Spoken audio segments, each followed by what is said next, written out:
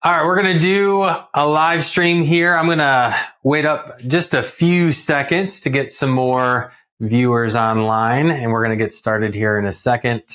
This would be fun. I'm actually super excited about this. All right, just about 5-6 more seconds, actually seven more seconds. And 3, 2, all right, let's get started. So today we're going to talk about building a practice with purpose. This is near and dear to my heart. This is something I've been after for about 2.5 decades now. It is a long time coming. And I heard a story not too long ago of a couple from the 90s. You're going to see it here. Janet House, that's the lady right there. And I actually forget the gentleman's name. Winston. Janet and Winston House. You look at their picture right there, and you can definitely look at them and go, that's the typical couple from the 80s. They were married in, I think, 1962 or something like that, married a good long time. And then something very tragic happened in 1995, where his wife kind of tragically died, passed away of a heart attack, unexpected. And he and his son wanted to do something very special. So they did something kind of crazy. They're in the foothills of England, and they planted 6,000 trees, kind of out in the boonies somewhere in England. And it was some 17 years later that they actually figured out what this guy had done. And what they had noticed, there was a balloonist, this guy that was flying a balloon, some 17 years after this, after he and his son had planted it. And then when he was over their farm, he had found something super cool, which I'm going to show you here. And this is the farm. So when you're down kind of at eye level, you're not able to see anything. But when you're up in the air, which didn't happen very often in this part of England, you weren't able to see what he and his son had done. And now when you look at it, you're like, oh, that's the cutest thing. You know, how cool is that he and his son had done that? And they actually built a memorial right in there. And actually the inner row of trees is something a little bit different than the outer rows. And it was kind of tucked away. Nobody knew it was there. There was just a clearing. Even when you're in it, you couldn't tell what it was unless you were flying over it. And when I heard this story, it really got me thinking to kind of like what our business is. And you know, I was thinking about this question, you know, where's your business going to be over the next 20 years? You know, where's my business going to be 20 years from now? And that's an interesting question. And I don't necessarily want to think, you know, like how much more money do you want to make? How much more wealth do you want to create? That's not the thought. I'm talking about with purpose here. What will your practice look like in 20 years? What kind of purpose? And there's another question here. What purpose are you planning for? And, you know, somebody who's new in the business, this is kind of a unique thought. And the biggest reason behind that is we don't think when we're young in the business, you know, what difference is my practice going to mean to somebody, you know, 10 years, 20 years down the road? And that's kind of what I'm getting at here. And if you look back over my career, if I look back over my career early on, I didn't really have my priorities straight. And it wasn't until probably, I don't know, 15 years ago. So I was 10 years into the business, 11 years into the business, when I started to get my priorities straight. And I want to talk about 4 main priorities that are important to our discussion here. And the first one is a really big one. And most people can definitely associate to income. Income's a very big priority. And early on for me, I looked at income as just the gateway to everything. You know, when I started my career at Morgan Stanley, I do believe they're still around. My first year, I made $34,000, might even been 24, I don't remember, $24,000 or $34,000 of income. I mean, it pittance. My wife made twice as much working at, you know, a computer company right out of college than I was making as a financial advisor. And I worked there for 4 years. And I think my last year there, I was creeping up to getting close to what my wife was making as just a an entry-level white-collar worker in the workplace in Michigan, Detroit, Michigan. But I was chasing income. And all I did every single year was set new income goals, for the next year. Where do I want to be the next year? Where do I want to be the next year? Never a bigger thought of the impact that I wanted to make in my business. And there were times in my career, actually early on, where I had the freedom of income. This was a big deal. And I can remember, very vividly 5, 6 years, 7 years into my career, where my wife and I, for the very first time, had $100,000 in our checking account. And I remember looking at her, I'm like, Steph, look at this. Or we had like $25,000 of commission checks, like sitting on my counter. I'm like, that's $25,000. Now it's a little different, and I look at that, I'm like, it's only 20 grand. But back then I was like, wow. And I'll never forget seeing the first 6 digits in our bank account. I'm like, Steph, we've got $100,000 in our checking account. That was a big deal. And finding the freedom of income has just changed over my career.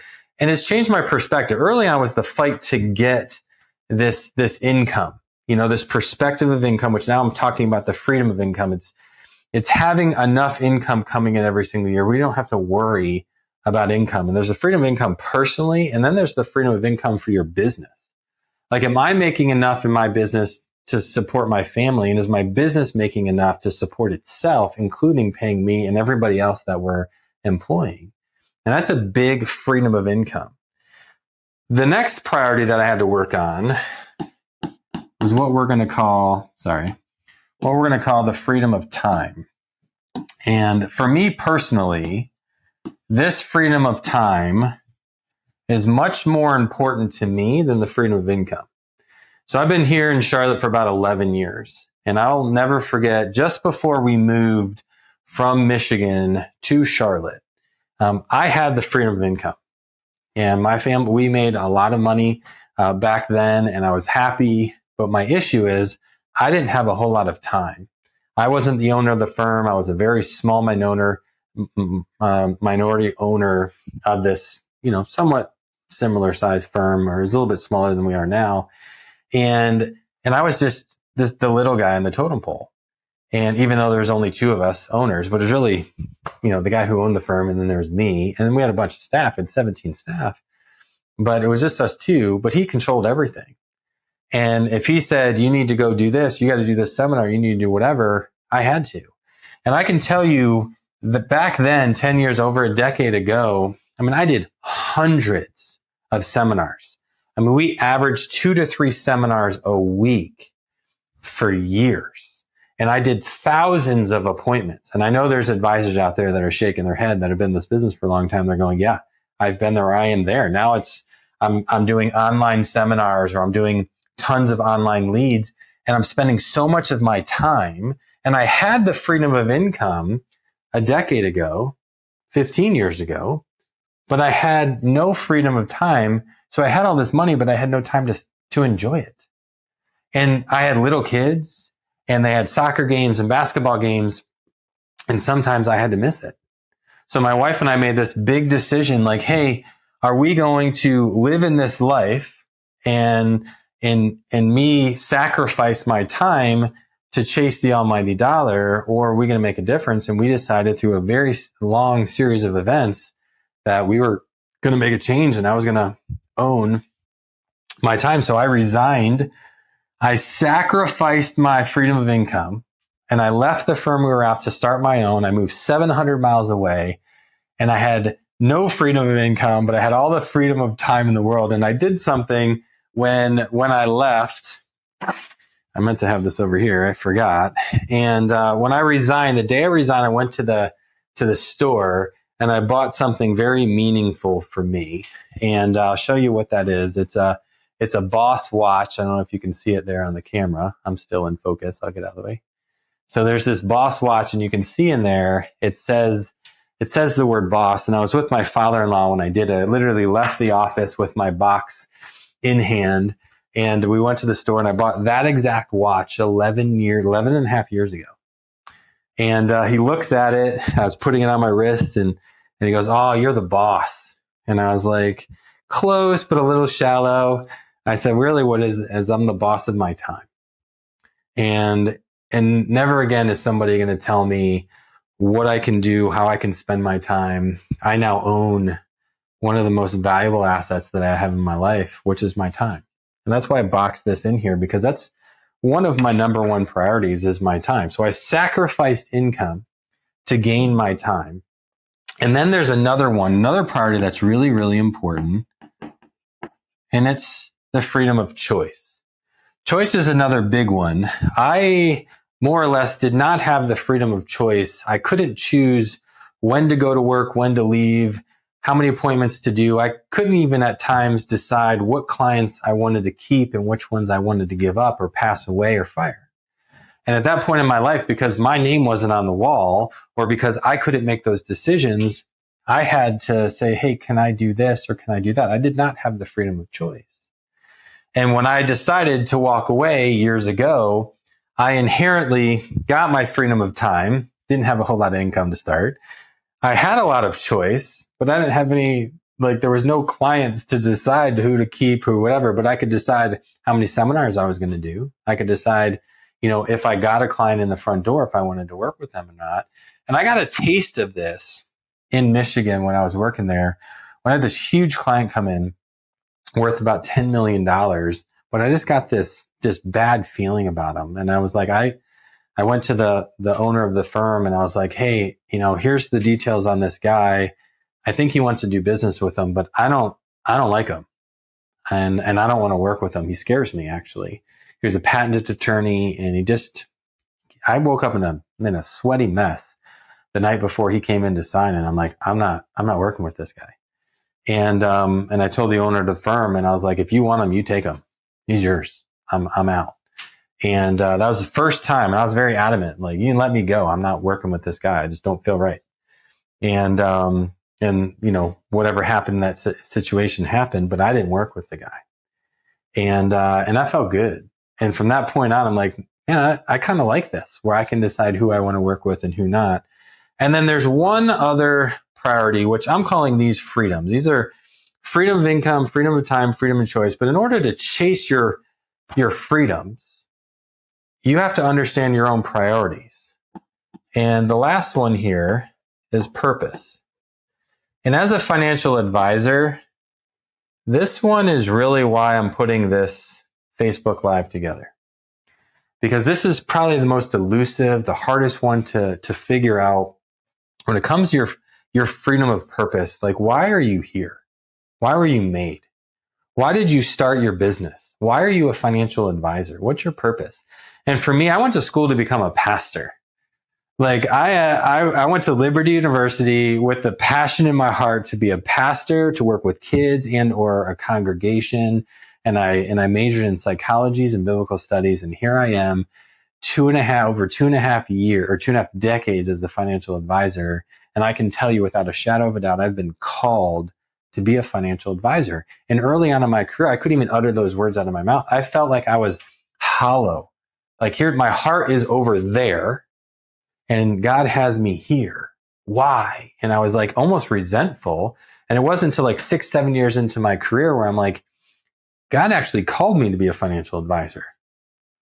Why am I fighting him? Like, my heart is over there, but God's heart for me is right here. And then it took a little bit of time. And now I've got a huge heart to be a financial advisor. And there's two words that I put together. God allowed me to be a financial advisor so that I can have a greater purpose and impact in the lives of others, because I'm a financial advisor.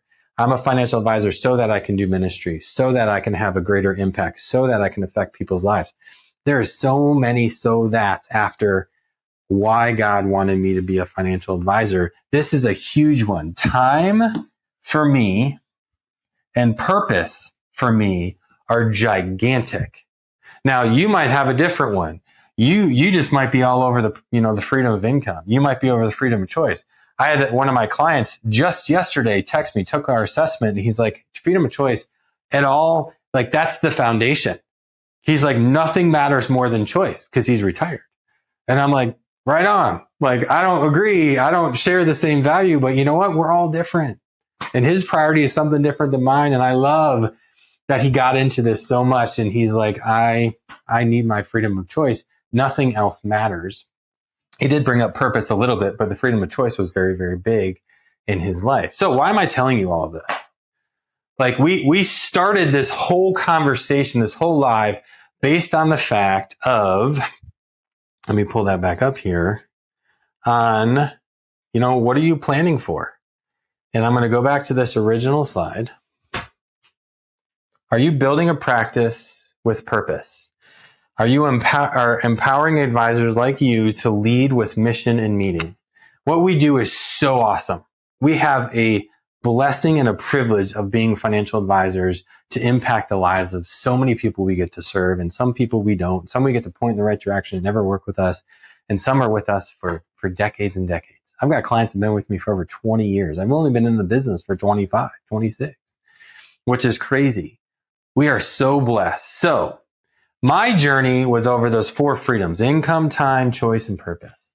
And I'd love to give you the opportunity to take an assessment that we created a year ago called the Freedom Assessment. You can go to thefreedomassessment.com, all for free. There's literally no cost to this. You can go to that website. You can take a free assessment. Once you get your results, you have to just give your name and email. But it's going to help you understand where you're at on this scale. In order for me, and I can tell you my business, our practice is thriving for so many different reasons, but for me, mostly it's that time and purpose. And that is huge in my heart.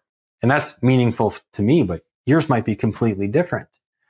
But are you working towards it? Are you building a practice today that's going to look so impactful 17 years, 20 years from now, where you've planted these trees and then you see this vision of something so meaningful to this father and son for his late wife that they planted 17 years ago? My first step was figuring out those 4 freedoms. Might be yours. Go take out the assessment. Super easy. It'll take you 3 to 5 minutes to take the assessment, and then it could take you the rest of your life to figure out what's most important to you, what freedoms are valuable, and then figuring out how to build a practice that literally sets your heart on fire with purpose on the impact that you're going to make. So hopefully you enjoyed this. Hopefully it wasn't too long. If you have any questions or anything like that, please reach out. You can ask questions along the way. I don't even have the ability right now to even look at who's online or who's going to say it, but I definitely wanted to, at this point, get this off my heart. And there's going to be plenty more where this comes from. So hopefully you enjoyed it today. Have a blessed day.